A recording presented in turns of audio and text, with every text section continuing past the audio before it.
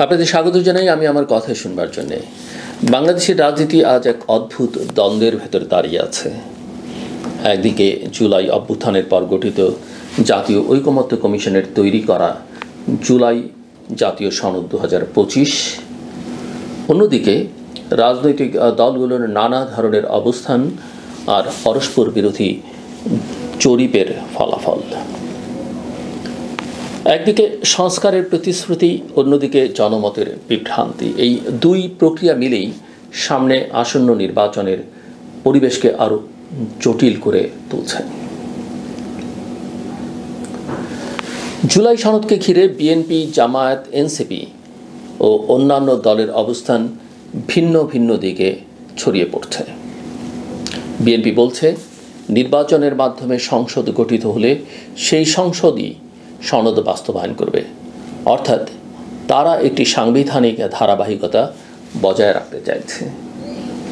তাদের যুক্তি হচ্ছে, নির্বাচিত সংসদের বাইরে কোনো বড় ধরনের সংস্কার বা সাংবিধানিক পরিবর্তন দীর্ঘমেয়াদে টেকসই হয় না। অন্যদিকে জামায়াত ইসলামী, এনসিপি, ইসলামী আন্দোলন বা গণ অধিকার পরিষদের মতো দলগুলো দাবি করছে, এই অন্তর্বর্তীকালীন সময়ই গণভোট বা গণপরিষদ নির্বাচনের মাধ্যমে সনদ কার্যকর করতে হবে। তাদের যুক্তি, এখনই যদি সনদের আইনি ভিত্তি তৈরি না করা হয়, তাহলে ভবিষ্যতে সরকার হয়তো রাজনৈতিক সুবিধাবাদে এটিকে এড়িয়ে যাবে।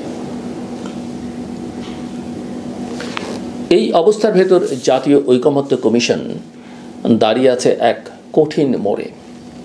কমিশন বলছে, তারা কোনো সিদ্ধান্ত চাপিয়ে দিতে পারবে না, দলগুলোর মধ্যেই সমাধান খুঁজে বের করতে হবে। কিন্তু বাস্তবে যে রাজনৈতিক অবিশ্বাস তৈরি হয়েছে, সেখানে কোনো দল অন্য দলের উপর আস্থা রাখতে পারছে না। বিএনপি আশঙ্কা করছে, অন্তর্বর্তী সরকার যদি সনদের নামে অতিরিক্ত ক্ষমতা ব্যবহার করে, তবে সেটি আবার আরেক ধরনের কর্তৃত্ববাদী কাঠামো তৈরি করবে। অপরদিকে জামায়াত, এনসিপির আশঙ্কা, সংসদ নির্বাচনের পর ক্ষমতাসীনরা তাদের প্রতিশ্রুতি ভঙ্গ করবে। ফলে দুই দিক থেকেই তৈরি হচ্ছে অনিশ্চয়তা। এই বিতর্কের ভেতরই আবার হাজির হচ্ছে নানা ধরনের জনমত জরিপ। জরিপগুলো সাধারণত নির্বাচনের আগে ভোটারদের প্রবণতা বোঝার একটি হাতিয়ার।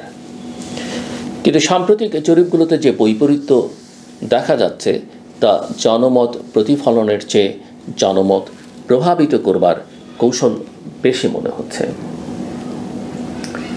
বিআইজিডির এক জরিপ বলছে, বিএনপির সমর্থন নেমে গেছে 12%। আবার ইনোভেশন কনসাল্টিংয়ের আরেক জরিপ বলছে, বিএনপির সমর্থন 41%-এর কাছাকাছি। একইভাবে জামায়াতকে এক জরিপে দেখানো হচ্ছে 10%, আরেক জরিপে 31%। এত বিশাল পার্থক্য কোনো স্বাভাবিক বৈজ্ঞানিক জরিপে হওয়ার কথা নয়।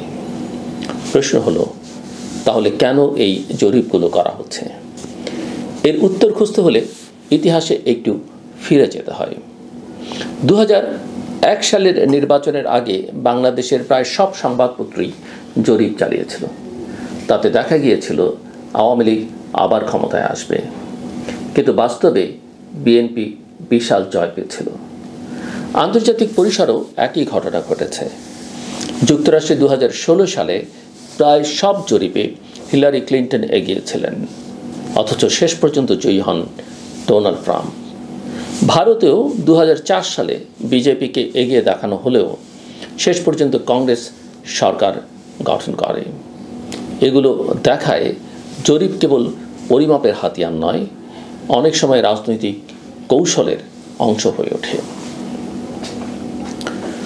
বাংলাদেশের প্রেক্ষাপটে জরিপগুলো বিএনপিকে কোণঠাসা করার কৌশল হিসেবেই ব্যবহার করা হচ্ছে বলে ধারণা জন্মেছে। একদিকে প্রচার হচ্ছে, বিএনপি চাঁদাবাজি, দখল আর অপরাধে জড়িয়ে পড়েছে। অন্যদিকে জরিপে দেখানো হচ্ছে, বিএনপির জনসমর্থন ভয়াবহভাবে কমে গেছে। এর মানে দাঁড়াচ্ছে, ভোটারদের মনে ঢুকিয়ে দেওয়া হচ্ছে যে বিএনপিকে সমর্থন করা অর্থহীন। একই সঙ্গে জামায়াত ও এনসিপির দাবির সঙ্গে জরিপগুলো আশ্চর্যজনকভাবে মিলে যাচ্ছে। বিশেষত সূচনের জরিপে ৭১% মানুষ সংসদের উচ্চকক্ষের আনুপাতিক প্রতিনিধিত্ব পিআর পদ্ধতি সমর্থন করছে, যেখানে বিএনপির সরাসরি এই ব্যবস্থার বিপক্ষে। তাহলে এত সমর্থন এলো কোথা থেকে?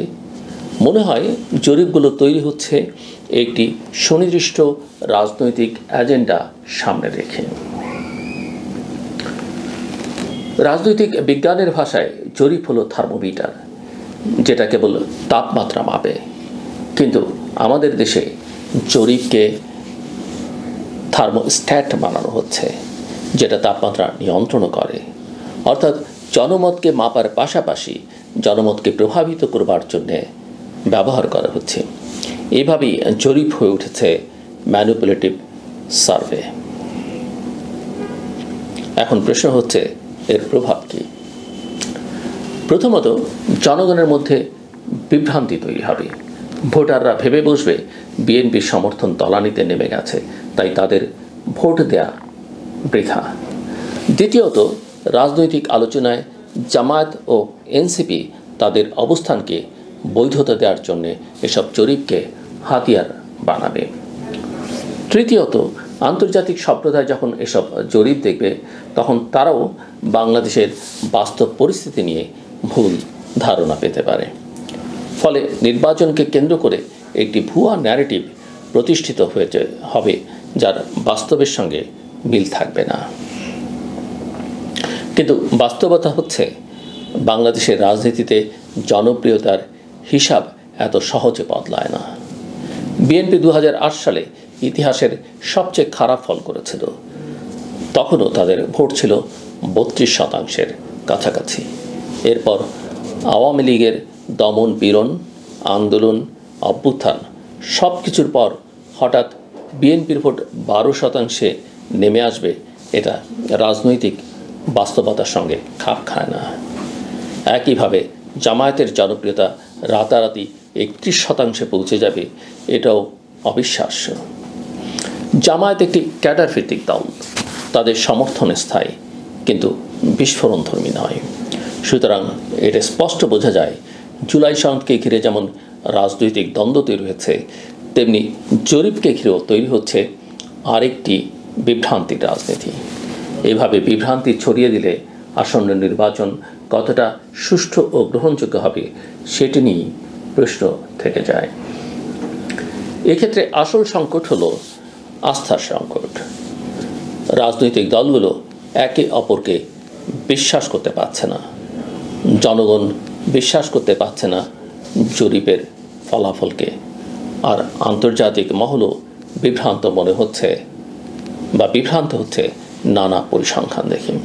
এই আস্থার ঘাটতি দূর করা না গেলে গণতান্ত্রিক সংস্কারের প্রকল্প সফল হওয়ার সুযোগ কমে যাবে।